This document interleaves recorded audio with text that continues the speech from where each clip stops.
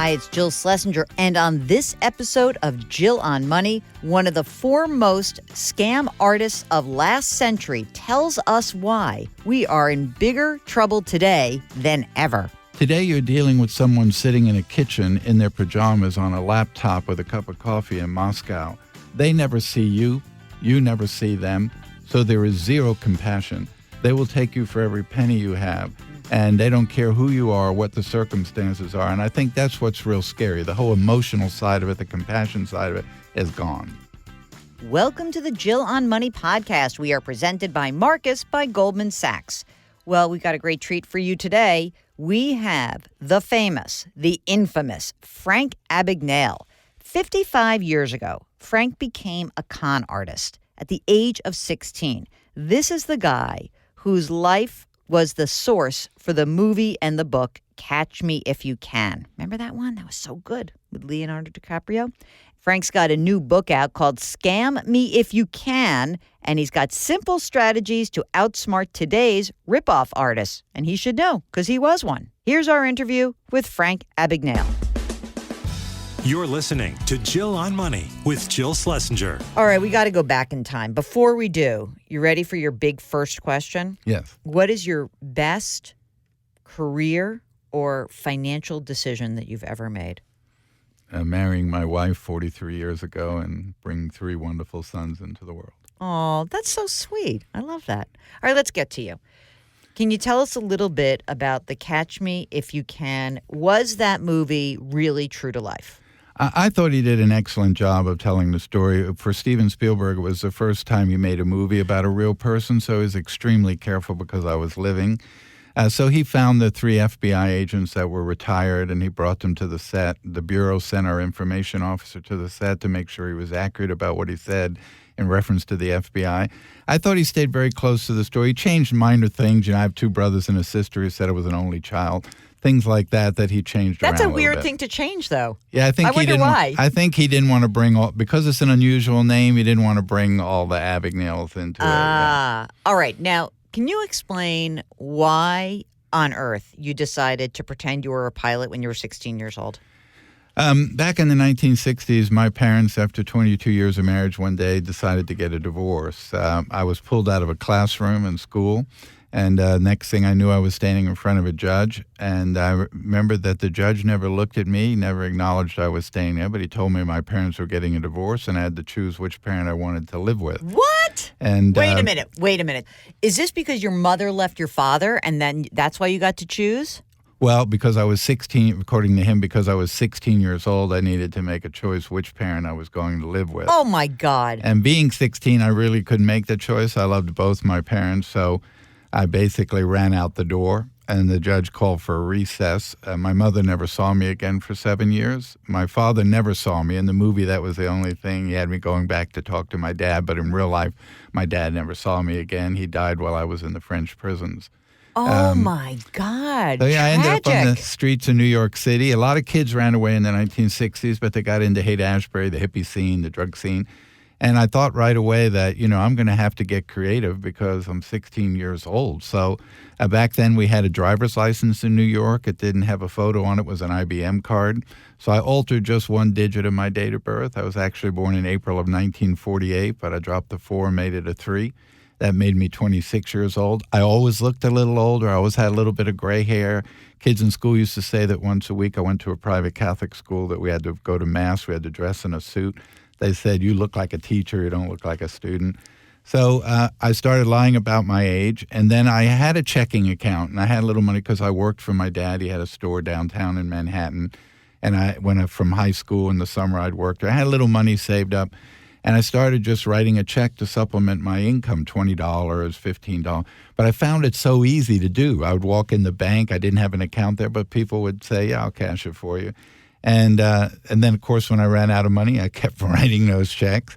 And everything I did in my career as a teenager, because I was an adolescent, I had no fear of being caught, had no fear of consequences, and nothing was premeditated.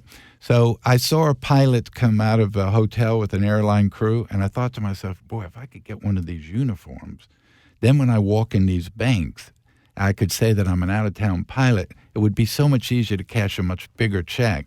And so I finagled the uniform, and it was like night and day. I walk in the bank, they'd say, no problem at all, they cash the check. And I realized the power of that uniform, that they only really saw the uniform, not me, not the check. And then, just like it showed in the movie, I go out to the airport and I'm going to buy a ticket. And it was a TWA terminal. It was a TWA ticket counter like they did in the movie. And she said to me, are you riding or are you flying? I said, I beg your pardon? Are you riding the jump seat or are you going to purchase a ticket? I said, well, I could ride the jump seat. She said, okay, well, that's fine. Then I realized I could fly around the world for free. Yeah, that's awesome. So everything just came to me as I was doing these things. But you make this point, you never actually flew a plane. No. And I never flew on Pan Am, and people said, why didn't you? And the reason was that I didn't want somebody to say to me, I'm based in San Francisco, I never met you, I've been out there 15 years. Or, your ID card's not just like my ID card. So I always rode on every other airline, knowing they could never ask me to do anything. I just sit in the jump seat and ride. That's amazing. Okay, so from 16 till how 21. old? To 21 as a pilot? No, so let's do 16. You start doing the pilot. About 18, then I moved to Atlanta, Georgia, hung up the uniform, had a lot of money, moved into a singles complex. And on the application, again, nothing premeditated, but it asked occupation. Well, I didn't want to write airline pilot because they were looking for me. So I wrote doctor. And nothing else. But the apartment manager said, oh, you're a doctor. Yes, ma'am. Well, what type of doctor are you? And I said, I'm a medical doctor, but I'm not practicing medicine. I came to Atlanta to invest in some real estate. Oh, how interesting. Well, what type of medical doctor? And this was a singles complex. Only single people lived there. So I said I was a pediatrician. And I moved in, and the next thing I know, the guy moves in next to me as a pediatrician. So I start realizing I have to kind of learn a little bit or how to have a conversation with him. But then he invited me up to the hospital to meet everybody. And then so one day, sure enough, they come and say, well, one of the doctors had a death in his family. Do you mind covering the shift in administrative capacity, not treating anybody? And I thought, well, I could give that a shot. How hard could that be? Yeah, right? I'll give it a shot. Yeah. So I impersonated a doctor. I met a girl who was a flight attendant. In the movie, it's a little different, but in real life, she was a flight attendant. Her dad was the attorney general in Louisiana. Oh, my God. That's flirting with some danger right there, right? But, again, back in those days, a lot of pilots were always furloughed. So I told her I was an airline pilot. I'd been furloughed. She said, well, what's your degree? And I said, I have a law degree, but I haven't been practicing. So she introduced me to her dad. I took the bar in Louisiana. I was able to pass the bar. You took the bar? Yes. I didn't know that. Yes. Wow. And actually, in Louisiana, at the time I took the bar, there was no requirement for a law degree. Anyone could take the bar. And, of course, I had somewhat of a photographic memory, so I was able to memorize what I needed to know. And I took the 2-month prep course that all law students take to prepare them for the bar in that particular state. Passed the bar. I went to work for then Attorney General P.F. Grimion in the civil division of the state court. I spent about a year there. I was always smart enough to know you can get away with it for a while. You can't get away with it forever. Right. So I always was smart enough to move on. And then how did you make the jump into forging and really creating faux currency? Yeah, that was the thing. I started out just writing checks. Yeah. One of the things that I did that, again, never premeditated. So this is a perfect example. I went to a bank in Chicago, opened a checking account with $100, and I gave them phony identification. And I was thinking to myself, in 2 weeks, this bank will mail me 200 printed checks in a box with this name. And with this ID, I'll just go cash them. So the new accounts person says, here's some temporary checks. We'll be mailing you your printed checks in about 10 days. So being young, I was very inquisitive. So I said, I noticed you didn't give me any deposit slips. Oh, no, they come from the check printer. Be in the back of the checkbook. You get them in 10 days. Well, what if I want to make a deposit tomorrow? Well, you see that table in the lobby has all those forms on there. Help yourself to a blank deposit slip, then write your account number and I gave you. Use those till you get your printed ones. So I went over and I took a stack of them. I went back. I kept looking at them and I thought to myself, I wonder. So I went out and bought what was called a magnetic encoder. It would look like a big calculating machine. And I magnetically encoded my account number on the bottom of all these blanks. Then I went back to the bank, put them on the shelf, and everyone who came in put their money directly in Oh, my God, that's awesome. But I would do stuff that I didn't know would work. But, I called the bank the next day. I said, I'm checking my balance, $41,000. Oh, I'll be right down. That's amazing. Okay, so now how old are you when that started to happen? Everything I did was between 16 and 21. I was arrested when I was 21 years old. Why did you get arrested? What happened that caused you? Did you go one step too far? No, I actually, first of all, I always knew I'd get caught. It was just a matter of time. The law sometimes sleeps, but the law never dies, so it was just a matter of time. I was caught. I'd stopped doing all this, and I was living in a little town in southern France called Montpellier. And someone recognized me, a flight attendant, and she notified the authorities. They arrested me and charged me in France for forging checks, and they sent me to French prison. So how was that? Did they give you wine and cheese? No, in French it was prison? a horrible experience. I wrote about it in the book Catch Me If You Can, and Steven Spielberg actually filmed in the cell I was in and reconstructed it during the time I was there. It was a horrible place. And when that sentence was over, I was extradited to Sweden, where I was charged with forging checks in Sweden. They convicted me of forgery, and they sent me to French prison, to Swedish prison in Malmö, Sweden. And when that prison term was up, the U.S. government took custody of me and returned me to the United States. How long did you serve? About a year in Europe altogether. And then the U.S. government brought me back, and a U.S. federal judge in Atlanta, Georgia, sentenced me to 12 years in federal prison. So I served 4 of those 12 years. Which federal prison were you? Petersburg, Virginia. How did you survive? Were you a famous convict? No, back then nobody really knew what I did, and I was just a check writer. They said, "Well, you're in jail. Wrote bad checks." Bad checks, right? And I served 4 years of that sentence, and when I was 26, the government offered to take me out of prison if I'd go to work with an agency of the federal government. They didn't say what agency. For the remainder of my sentence or until my parole had been completed. So, of course, being the opportunist I was, I said, absolutely. Yes, that sounds like a much better deal. So I was released. I've been at the FBI now 43 years. I have educated 2 generations of FBI agents. How did you meet your wife?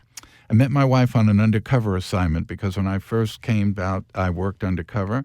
And I met my wife in Houston, Texas, on an undercover assignment. She wasn't part of the investigation, but she worked where I was investigating. And when it was over, I had to tell her the truth and tell her who I really was and my real name and my background. And my wife actually eventually married me against the wishes of her parents. But the convict. I know, but I've been married for 43 years, so it's amazing. Let me ask you another question. So what was it like reuniting with your mother? I mean, you hadn't seen her for 7 years. How did that happen? Not until I really got out of prison. And, like always, your parents, your siblings, they're your family. And no matter what you do, they're always going to take you back and support you. So, I mean, my mother, I don't think when I was doing the things and they came to her, she believed that I could possibly be doing the things that they said I was doing. But I think in the end, if she was my mom, and obviously. Your siblings older or younger? 2 older. My brother and sister are older than I, and then a younger brother, and only my sister's left. 2 brothers have passed away. Wow. This is quite a life already.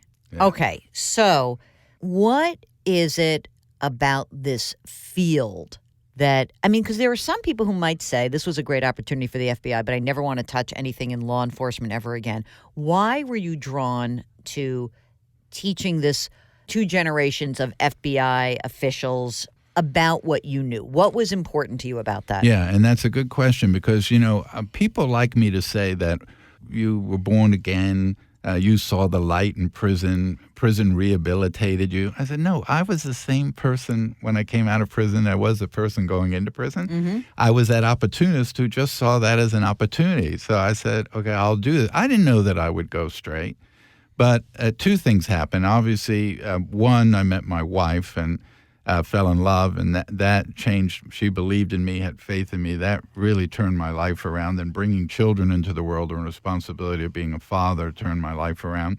But you have to remember, back at that time when I went to the FBI, was shortly after J. Edgar Hoover.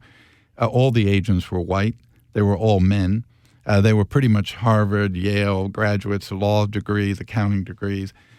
So there's a great scene in the movie which Steven Spielberg replicated in real life happened. That was the Washington field office, not headquarters, where I walked in and all the agents stood up like in a protest that I was there.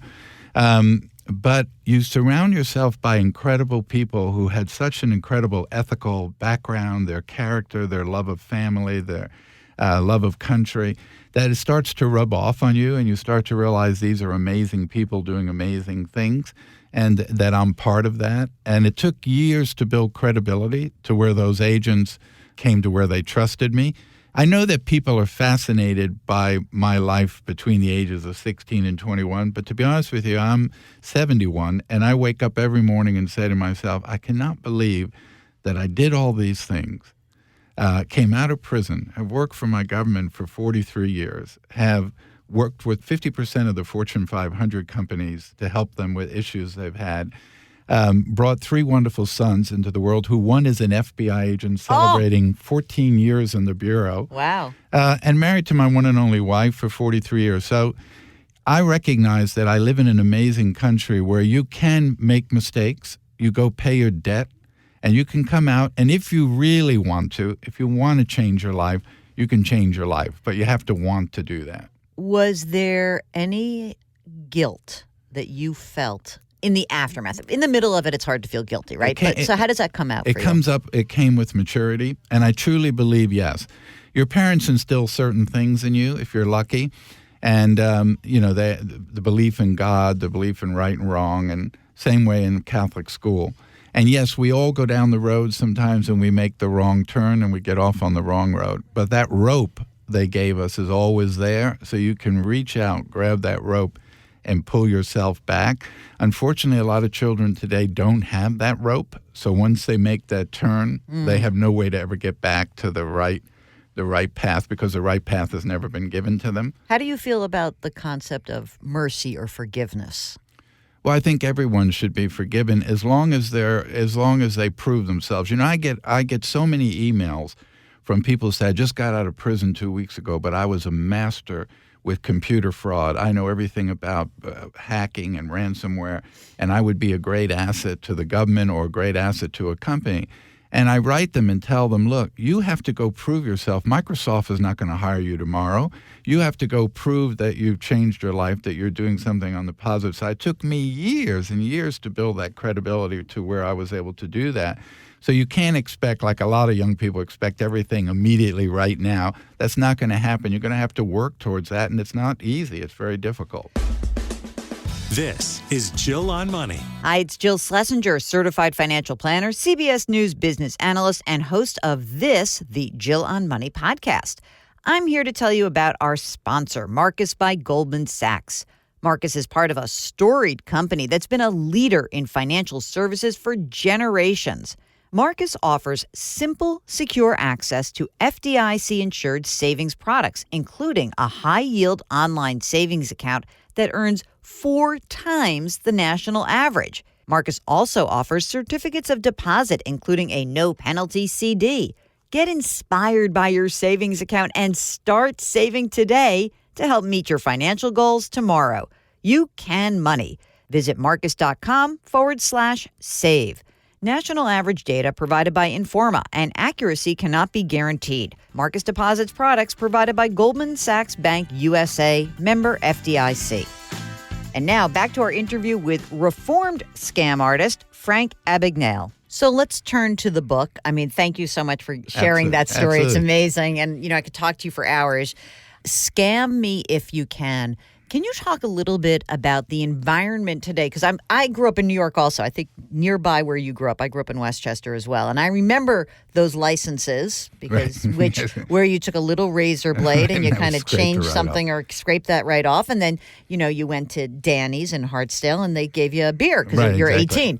So what is it about today's technology that makes it better or worse for us as consumers? Well, 2 things. First of all, it's 4,000 times easier to do today than what I did back 50 years ago, because I didn't have the technology that exists today. But what's real scary today is, 50 years ago, there were con men and con women, which stood for confidence people. They were people that gained your confidence. But of course, they had to be in front of you. You had to see them. So they were well-dressed. They were well-spoken. They had a great vocabulary. They were very likable, and they won you over. But because they were a human being dealing with another human being, there was always a little bit of compassion. There was always a little bit of emotion involved. So you get the con man that says, I'm not going to rip this old man off for everything he has. I don't want to take his home and take his life savings, but I'm going to take some of his money. Today you're dealing with someone sitting in a kitchen in their pajamas on a laptop with a cup of coffee in Moscow. They never see you. You never see them. So there is zero compassion. They will take you for every penny you have, and they don't care who you are, what the circumstances are. And I think that's what's real scary. The whole emotional side of it, the compassion side of it is gone. You write in the book, experts say the effects of fraud on individuals are similar to the psychological aftermath experienced by victims of violent crimes and war, ranging from anxiety to emotional volatility, depression, to post-traumatic stress disorder. Now, I was surprised to read that because I thought, well, everybody's getting scammed right now. Everybody's got their stuff's getting stolen. Or does it have to be a more personal, direct event? There's a couple of things here. First of all, unfortunately, when people are scammed, they don't want to tell anybody because, first of all, if it's a senior, an elderly person, they're afraid then the daughter says, see, Mom, you can't handle your money. I need to take over your bank account, handle all your finances, and leaves their independence. They're afraid that if they tell the police, the neighbors are going to find out, say, well, Mrs. Jones was the idiot. She fell for the sweepstakes scam, lost $5,000. So they don't tell anybody. So these criminals just keep going on to get other people. So that's real bad. And I always tell them you need to tell somebody, otherwise they're going to go steal from somebody else. It's a lot like when somebody says, yeah, robbers came in my house. They didn't take anything, but they went through all my drawers and all my personal things, and you feel very violated. But I think the biggest key for me was that, when I was doing the things I was doing, my victims were banks, corporations, hotels, never an individual. So people that I would meet, like a flight attendant I might date or someone I met, I gave them things. I took them on trips, took them out to dinner, whether they were a guy or a girl, and they were friends. In the end, when it was found out who I was, all these people were very, very mad. And being young, I said to myself, why are these people mad at me? I took them out for dinner. I didn't do anything to them. If anything, I gave them things. I took them on trips. But they felt deceived. They felt that I believed you were who you say you were. I thought you were my friend. And all the time you were deceiving me. You didn't trust me to tell me who you were. People were very affected by those things. Who is more likely to be scammed? You mentioned that older people, and I know that they're often, when we get the dirty dozen list from about the top financial scams or the top scams, often they're directed at older people.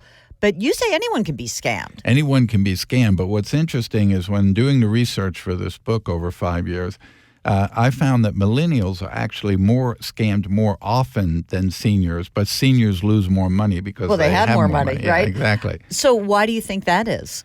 Because young people just think everything's okay. They give away all kinds of information about themselves. They fall for a lot of the scams where they're on their computer and it pops up, Microsoft, you have malware on your computer, call us 800 number. They fall for that all the time, where seniors are less likely to fall for that particular scam. But yes, anyone can be scammed. I do a podcast for ARP every Wednesday out of Washington, D.C. called The Perfect Scam. So people call in, we send an investigator out to interview them. We've had 2 former FBI directors, long retired now, have been scammed, but they were good enough to call in and say, this is what happened to me. The editor-in-chief of Time magazine, 35 years at Time, he had been scammed, but he was good enough to call in and say, this is what happened. Anyone, including myself, can be scammed. So there's nothing to be ashamed of if somebody scams you, but you need to tell somebody so they don't go do it to somebody else. And there's something slightly different about a scam, which is, obviously an illegal endeavor, and someone who just pitches and sells you something that's nonsense, right? Right. Okay. So how do you tell the difference between sort of an aggressive sale and a scam? Or does it matter? Well, there's still a scam. So today in the front page of the Wall Street Journal, they're talking about now all of these student loans and these companies that have popped up telling you, I can fix your student loan, $1,200, $40 a month, I'll take care of it.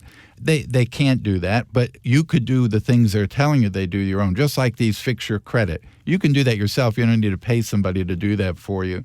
So those in my mind are just scams. They're just another form of scams. There are so many, almost if you look at almost every ad on television, it's somewhat of a scam. It doesn't do what they say it does, etc. It's funny. So I wrote a book also. It's called the dumb things smart people do with their money. And I talk about how when you're up really late at night and you're watching cable TV and you see a advertisement for a reverse mortgage or for gold bars, that you are sort of like the perfect target. You're exhausted, you're fearful, you're scared about something going on, and so there you go for it. Absolutely. So I'm wondering, in your now, 4+ decades of doing this, how you see the emotional part of this. People who are fearful or greedy seem to me to be the best targets. Is there anyone else who becomes a target in this? Yeah, there's a lot of greed in it. I get a big kick out of the ones that I get. There's so many of them. Well, they get a call and say you want a sweepstakes that come out of Jamaica most of the time. So I say to the woman or the man, did you enter a sweepstakes in Jamaica? No. But then how could you have won the sweepstakes? And why would you pay them money up front for money they're going to send you? So I think a lot of it is education is an extremely important tool to fighting crime. So whether I'm training FBI agents or whether I'm training consumers or bankers, if I say to them, here's the scam, this is how it works, this is what they say, this is what they do, then you're not going to get scammed. But people are basically honest. And because they're honest, they don't have a deceptive mind. So if the phone rings and it says NYPD, they believe it's NYPD. And if they get on the phone and say, we arrested your grandson on the West Side Highway, he was drunk while driving, he had his girlfriend with him, they tell you the girlfriend's name, he was driving this kind of vehicle, he asked us not to call his parents, they tell you the parents' name, he asked us to call you. He needs to post bail within 2 hours or have to spend the weekend in jail. Well, how would I post his bail? Just give me a credit card number and we can post his bail. That's brilliant. But what they're doing is they go to social media where the grandson said, here's a picture of my car, here's my girlfriend and me, here's her name, here's my parents' name. So they get so much pertinent information that it sounds so real that the person thinks, well, caller ID is very easily manipulated. You can make it say whatever you want it to say when the phone rings. People don't know that until you tell them that. So I hope that this book gives you the tools to recognize those things, but also as a reference that if later on something comes up, you go, I think this might be a scam, you can go look it up and say, it is a scam. This is how it works. I'm wondering, as I was reading through this, the one surprising thing not one, but one of the many surprising things that I learned was about passwords. Because we are often prompted here at work, change your password every month, do it this and that.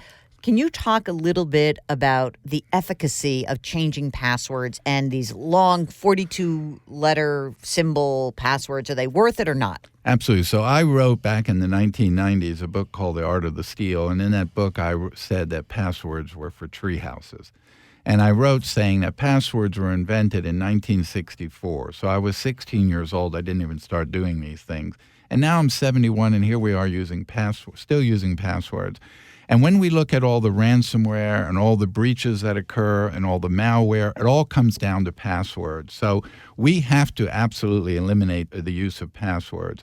So I have spent the last 5 years working with a company out in Arizona, a technology company, that I developed some other technology with years ago that they use in banks now to detect fraud. I work with this company now to eliminate the need of passwords. And we've developed that technology to do just that. And basically, again, I don't have stock in the company or anything. I work as a consultant to them. Mm-hmm. And basically, now you might have seen an ad recently where Serena Williams is running through the park and she's in her jogging outfit. She only has her cell phone. She sees a necklace in the market she likes. So she walks over to her ATM. She presses the app on her phone. She gets some money, no card, no password.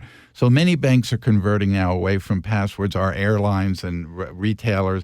So I think it's now in the next 2 or 3 years, we'll see passwords leave. You will be identified by your phone. I'm not real thrilled about that, but that's the device we're all going to have on us, and that's the device that will identify us. But what I do like is that when you call the call center now, instead of that call center, say at your bank, on that screen of that call center person is all your pertinent information. So they're asking you, what's your social security number? What's your mother's maiden name? They won't have any of that. So that's just people who can give that to somebody else. You eliminate that. They will just say, Mr. Abagnale, will you press the bank's app on your phone? Okay, how could I help you? And they'll have identified me. And the only downside is you lose your phone, but then you can report it stolen. Right, and not only that, if you lose your phone, I'd still need to have your picture, your biometrics, or your fingerprint, or your password to get into your phone in order to access it. How about the airport stuff like Clear or Global Entry where they seem to be looking at your fingerprints? Is there any way that we can put fingerprints on your phone? Well, here's the problem. We just had a breach about 2 weeks ago of a company that keeps 20 million fingerprints and biometric pictures for City of New York, Australia, the UK, governments, private companies. So you access a building. Those are the companies that keep the data. Come on. They were breached. So now 20 million fingerprints and a photo biometrics are in the hands of somebody else. People went for this face app, said, hey, here's me, I'm 20. How would I look if I was 60? 80 million Americans signed up for this Russian app, which if you read the terms in their contract, irrevocable, they can do anything they want with it. The Russians now have the biometrics and the information on 80 million Americans. So those are tools that can be used against us years later. So we do such ridiculous things without ever thinking them through. Oh, this is killing me. I hate this topic, and I love this topic. So, Frank Abagnale, thank you, Abagnale. The book is called Scam Me If You Can, Simple Strategies to Outsmart Today's Ripoff Artists. We'll have a link so everyone can buy it. We started the program, and I said, best financial or career decision. What was the worst? Probably the worst decision I ever made was basically doing the things I did. I should have. I don't like to use my parents' divorce as a crush, but I think if that judge had simply said to me, young man, come back into my chambers for a few minutes, and said, now look, your parents are getting a divorce. They can't live together anymore, but you will not lose your parents. You need to tell me who you want to go live with now. But you'll be able to visit the other parent back and forth. And if later you change your mind, you're out to live with the other parent, you'll be able to do that. Had he just taken the few minutes to explain it instead of the abrupt take that he did. Now, I have to tell you, over the 43 years, I've spoken to every federal judge in the United States at their conferences, and I've spoken to state judges, state Supreme Court judges, and most of all, family court judges. So I've expressed that to them, that you have to take the time to do that. And I think that today, judges are a little more compassionate, a little more understanding that their words mean something and their actions mean something. You're listening to Jill on Money. Welcome to the Marcus Minute. We are presented by Marcus by Goldman Sachs. In the hot seat today, Frank Abagnale. He has just written a book called Scam Me If You Can. Frank, you ready to play? Yes. What's one word to describe your relationship with money? Gives you advantages and options. What's always worth spending on? Your wife. What's the dumbest thing you've spent on? A car. How much do you spend on a haircut? $30. Whose face would you put on the dollar bill? Probably President Reagan. It's your last day on Earth. You've got $100 in your pocket. What would you do with it? Do something for my children and family. Thank you so much for joining us. Thank you. Thanks to Frank Abagnale. What a great treat to meet him. We drop new episodes every Tuesday and Thursday of Jill on Money. Sometimes we throw a bonus in as well. You can subscribe to the pod anywhere you get your favorite podcasts. Apple, Stitcher, Radio.com, Google Play, even on our website, JillOnMoney.com. Our music is composed by Joel Goodman. Mark Talercio is the best executive producer in the world. We are distributed by Cadence 13. Our show is presented by Marcus by Goldman Sachs. See you next week.